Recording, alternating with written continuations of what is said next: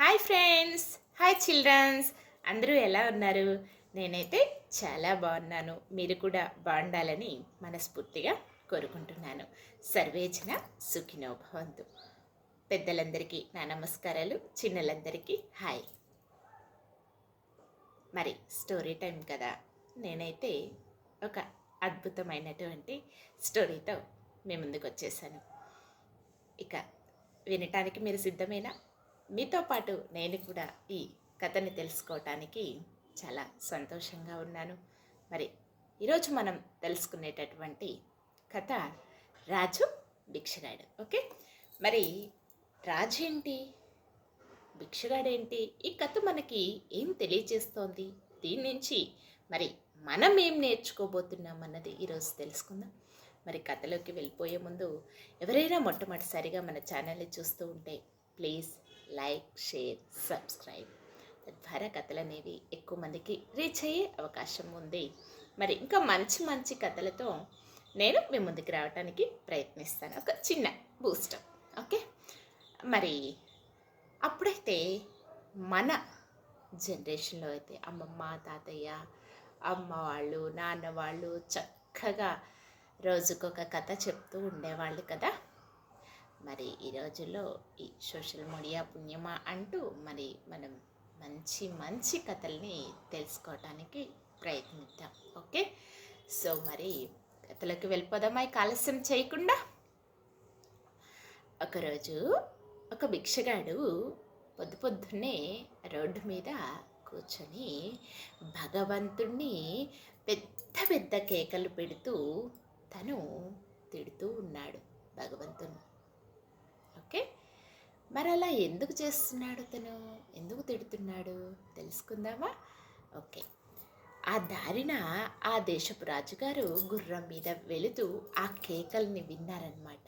విని తను ఆగి, ఏమైంది నీకు, ఇంత పొద్దున్నే భగవంతుణ్ణి తిడుతున్నావు అని అన్నారు ఆ భిక్షగాడితో రాజుగారు. మీకేమిటి మహారాజులు, మీకేమిటి, మీకేమిటయ్యా, మీరు మహారాజులు, మీరు చక్కగా రాజుగారి కుటుంబంలో రాజుగారి కుమారుడిగా పుట్టించారు మిమ్మల్ని ఆ భగవంతుడు. మీరు చక్కని మహారాజు అయ్యారు. మరి నేను చూడండి ఎలా ఉన్నాను.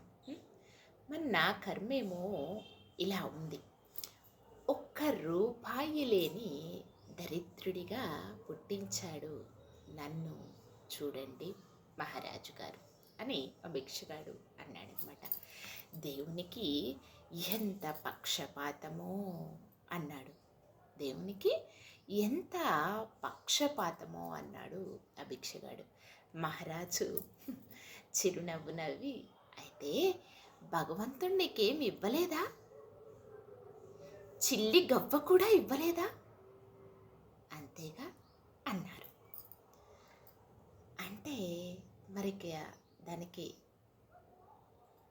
ఇంకేం చేస్తారు, నిజం చెప్పారు మహారాజా అన్నాడు భిక్షగాడు. అన్నాడు మహారాజు తను చెప్పిందంతా విని, భగవంతుడు నీకేమి ఇవ్వలేదైతే, నీకు చిల్లి గవ్వ కూడా ఇవ్వలేదు అని అంటే, నిజం చెప్పారు మహారాజు, అవును. సరే, అయితే మరి భగవంతుడు ఇవ్వలేదు, నువ్వు భగవంతుని తిడుతున్నా, మన నేను నీకు 10,000 రూపాయలు ఇస్తాను.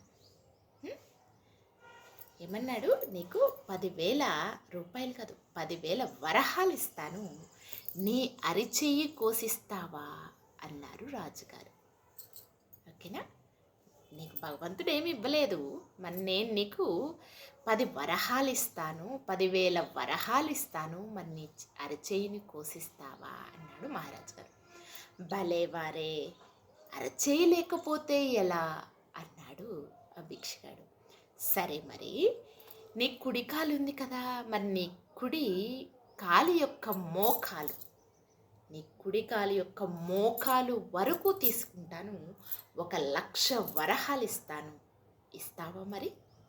తన యొక్క రైట్ లెగ్ ఉంటుంది కదా కుడికాలు, ఆ మోకాలు వరకు నువ్వు నాకు ఇస్తే నేను నీకు 1,00,000 వరహాలు ఇస్తాను అన్నారు రాజుగారు. అప్పుడు ఏమన్నాడు చూద్దామా? ఓకే, ఏమన్నాడంటే భిక్షగాడు, భలేవారే మహారాజు గారు, మీరు నాకు 1,00,000 వరహాలు ఇస్తారు, కరెక్టే. ఎంత మాట! మరి నేను నా మోకాలు వరకు ఇస్తే ఆ గాయం మానటానికి నాకు ఎన్ని రోజులు పడుతుంది, ఎంత కాలం పడుతుంది, ఏమిటో ఇవ్వను అన్నాడు భిక్షగాడు. అన్నింటినీ కాదంటున్నావు, ఆఖరిగా ఒక్కటి అడుగుతాను, 10,00,000 వరహాలు ఇస్తాను, నేను నాలుక కోసిస్తావా అన్నారు రాజుగారు. చివరిగా ఏది అడిగినా తను కాదంటున్నారని చివరిగా ఒకటి అడుగుతాను, నీ నాలుక కోసివ్వు, నేను 10,00,000 వరహాలు ఇస్తాను అని అన్నారు రాజుగారు. అమ్మో, మీరు నా జీవితాన్నే అడిగేస్తున్నారు, ఇవి లేకపోతే నేను ఎలా జీవిస్తాను అన్నాడు ఆ భిక్షగాడు. ఓకేనా? అయ్యో, అయితే నువ్వు పేదవాడివి కాదన్నమాట. నీ దగ్గర 10,000 కన్నా విలువైన అరచెయ్యి, 1,00,000 రూపాయల కన్నా విలువైన నీ కాలు, 10,00,000 కన్నా విలువైన నాలుక, ఇంకా ఎంతో విలువైన నీ శరీర అవయవాలు కదా. అంటే డబ్బు కంటే మన యొక్క శరీర అవయవాలు అనేవి మనకి ఎంతో విలువైనవి, అవును కదా? అంతేనే కదా? ఏమంటారు పెద్దలు చిన్నలు, చెప్పండి, అంతే కదా?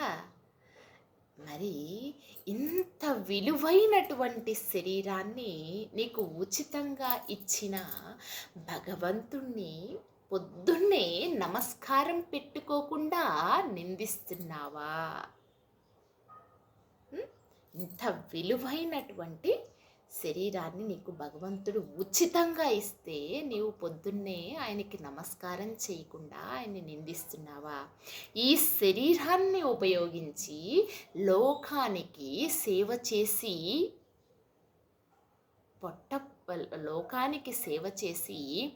పొట్ట పోసుకోకు. అందరూ అదే చేస్తున్నారు, పో ఇక నుండి అన్నారు రాజుగారు. ఓకేనా?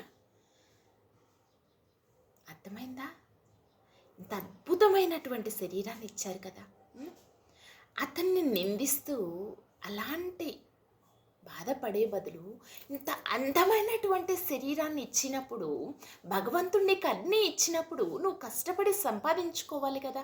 సోమరితనంగా ఉంటూ ఎంతవరకు ఇది సమంజసం? భగవంతుణ్ణి అలా తిట్టడం ఏమంటారు? ఎస్ అన్నాం, ఇక్కడి నుంచి వెళ్ళిపోయిక అలా చేయకుండా, అందరూ అదే చేస్తున్నారు, అలా చేయకుండా కష్టపడు అని చెప్పేసి రాజుగారు చెప్పారనమాట. ఓకే, అయితే ఇక మరి ఇందులో మనం తెలుసుకోవాల్సిన నీతి ఏంటి అంటే, ఎప్పుడూ కూడా సోమరితనం అనేది మనిషిని మరింత చెడ్డ వ్యక్తిగా మారుస్తుంది. ఓకేనా? లేజినెస్ ఎప్పుడూ కూడా మన యొక్క సోమరితనం అనేది మనిషిని ఎలా చేస్తుంది అంటే చెడ్డ వ్యక్తిగా చేస్తుంది. ఓకేనా? ఎప్పుడు కూడా అలా ఉండకూడదు. అయితే జీవితంలో గొప్ప వ్యక్తిగా ఎదగాలి అనంటే ఫస్ట్ మన యొక్క సోమరితనాన్ని వదిలి మన కృషి మనం చేయాలి, అవునా కదా? అంతే కదా? ఒక సమాజంలో లేదా మన కోసం మనం ఒక మంచి వ్యక్తిగా మారాలి అంటే మనకున్నటువంటి సోమరితనాన్ని, లేజినెస్ని తీసి పక్కన పెట్టేస్తే ఒక అద్భుతమైనటువంటి వ్యక్తిగా మనం మారుతాం. దానికి మనం కృషి చేయాలి, అవునా కదా? మరి ఎలా అనిపించింది ఈ స్టోరీ చెప్పండి పిల్లలు పెద్దలు, ఓకేనా? మరి మనం కూడా సోమరితనం, పిల్లలైతే చక్కగా ఏ రోజు హోంవర్క్ ఆ రోజు కంప్లీట్ చేసుకోండి, ఏ రోజు రీడింగ్ ఇస్తారో అది కంప్లీట్ చేసుకోండి. చక్కగా అద్భుతంగా సాగిపోతుంది, మంచి మంచి మార్క్స్ సంపాదించుకుంటాం. ఏ సార్ను అవునా కదా? సో ఈరోజు పెండింగ్ అలానే పెట్టామంటే అది రేపటికి మనకి బర్డెన్ అవుతుంది. ఈరోజు నుంచి నేను 100% అది ఇంప్లిమెంట్ చేయటానికి డెఫినెట్గా ప్రయత్నిస్తాను కూడా కాదు, చేస్తాను. మరి మీరేమంటారు? మీరే డెసిషన్ తీసుకున్నారో తప్పకుండా కమెంట్ రూపంలో కమెంట్ చేయండి. డెఫినెట్గా నేనైతే ఇంప్లిమెంట్ చేస్తాను. 100%, 99 కూడా కాదు, 100కి 100% ఇంప్లిమెంట్ చేస్తాను. నేను కూడా ఈరోజు నుంచి ఈ కథ ద్వారా ఇది చేయాలి అని నిర్ణయించుకుంటున్నాను. మరి మీరు కూడా నిర్ణయించుకుంటారా? మీ విలువైనటువంటి సమయాన్ని కేటాయించి ఇంత అద్భుతమైనటువంటి కథని విన్నందుకు అందరికీ నా యొక్క హృదయపూర్వక ధన్యవాదాలు తెలియజేస్తున్నాను. Thank you, thank you, thank you. కృతజ్ఞత. Love you everyone. మరొక కథతో మేము ముందుకు వచ్చేస్తాను.